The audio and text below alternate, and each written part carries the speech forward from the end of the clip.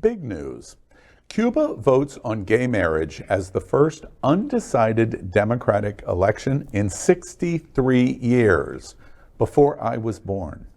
In 1976, Cuba held the first nationwide election since the Cuban Revolution in a referendum that adopted a new constitution for that nation. The constitution required the government to provide health care and education to the citizens, all of the citizens, as well as granting the right to free speech and the right to assemble. In 2019, another referendum was held that modified the Constitution again to provide better structure to the government, allow Cubans to own private property, and to ban discrimination based on gender, race, ethnic origin, sexual orientation, gender identity, and disability. Marriage equality was originally part of that new Constitution, but was left out at the last minute after pressure from conservatives and the church. The previous ban on same-sex marriage was removed and replaced with more neutral language. This was followed in 2021 with a draft of a new proposed family code that changed laws to reflect marriage no matter the genders of those involved, and also allowed for same-sex adoption and allowed parents who give birth with the aid of medical treatments to adopt their children.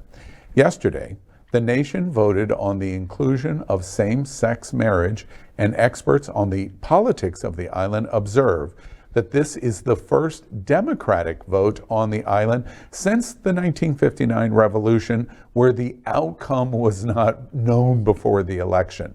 This new family code was voted in yesterday with exit polls showing approximately 67% of all voters approving the final changes. Final results will be released officially on Friday. This is gigantic news. It's gigantic news.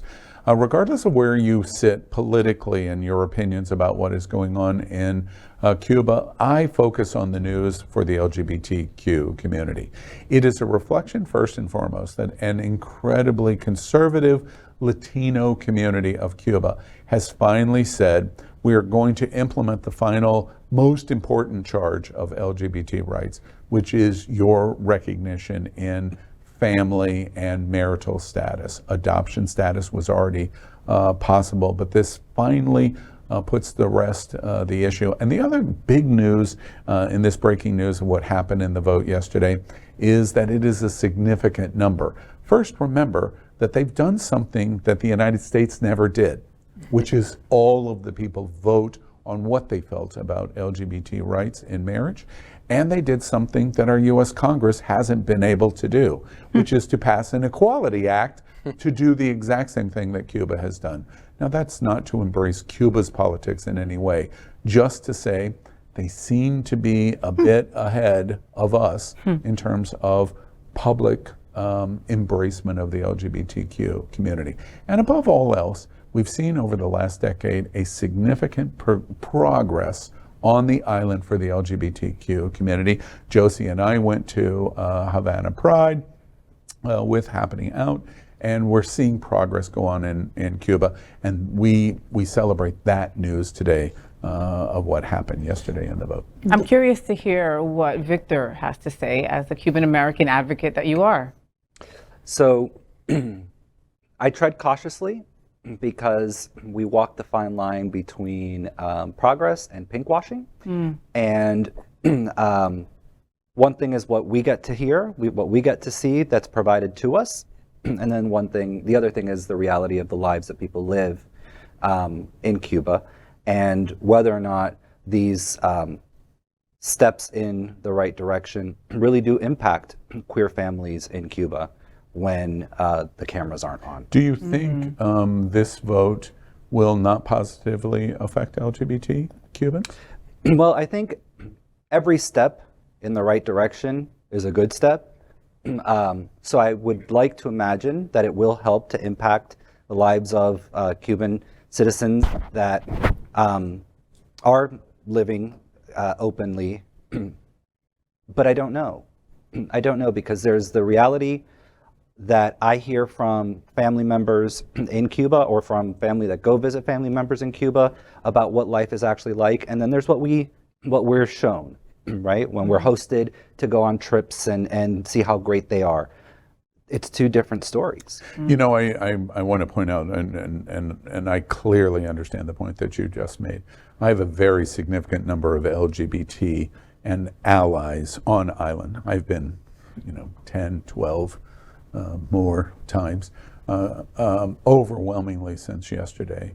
The messaging to me from the island from LGBT is overwhelming.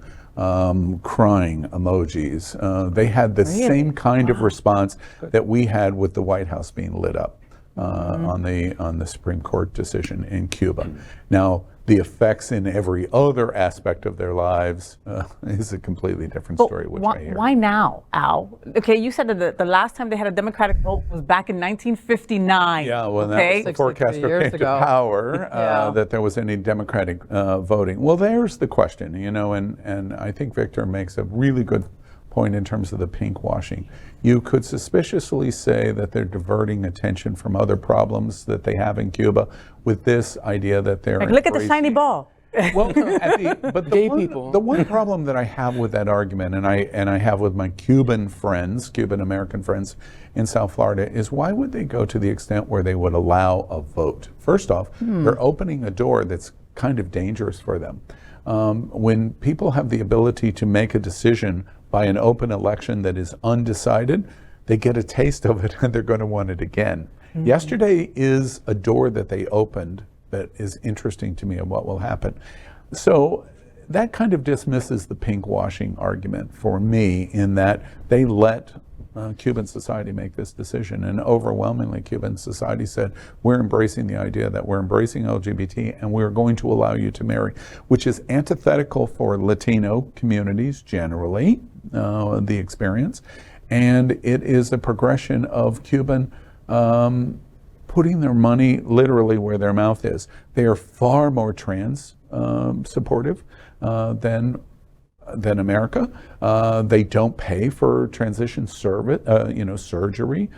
There's many things that we're watching. Cinesex, Mariela Castro, who has led Raul Castro's daughter, who has led Cinesex and the education of Cuban society on the LGBTQ community, is quite controversial, especially in the South Florida community, I understand. But she has been very consistent to be a revolutionary and supporting LGBT simultaneously. And so I give them at least the benefit of the doubt. Today, I celebrate the news of marriage and give them the benefit of the doubt. And you know what? And let's just call it what it is, let's see the proof is in the pudding right now. Our country and the United States, as powerful as we are, just went back 50 years on basically on women's rights and our bodies, right? Yeah. And Cuba, the country that is the communistic country that everyone talks so poorly and badly about their politics and how screwed up their country is. Growing up here in South Florida, I know a thing or two about the opinion. But look at them. They're progressing forward. So maybe communism, maybe some of these social changes, maybe these social challenges are exactly what we need in order to move us in the right direction, so we know exactly what it is we don't want. And maybe now maybe Cuba is going to become a free island. And wouldn't that be amazing? Because for all the Cubans I've grown up around here in South Florida, man, I pray that that's what they get, that this is just the first step to a liberated Cuba. LGBTQ plus news is vital for our community and for the broader world as a whole. We have enough enemies at Fox News. Tucker, Sean, and Laura are loud. We need passionate allies. Happening Out Television Network, Queer News Tonight, and It's Happening Out are literally out of the closet and into the headlines. Our community needs your support. Like this broadcast and subscribe now to ensure the growth of the entire LGBTQ plus community.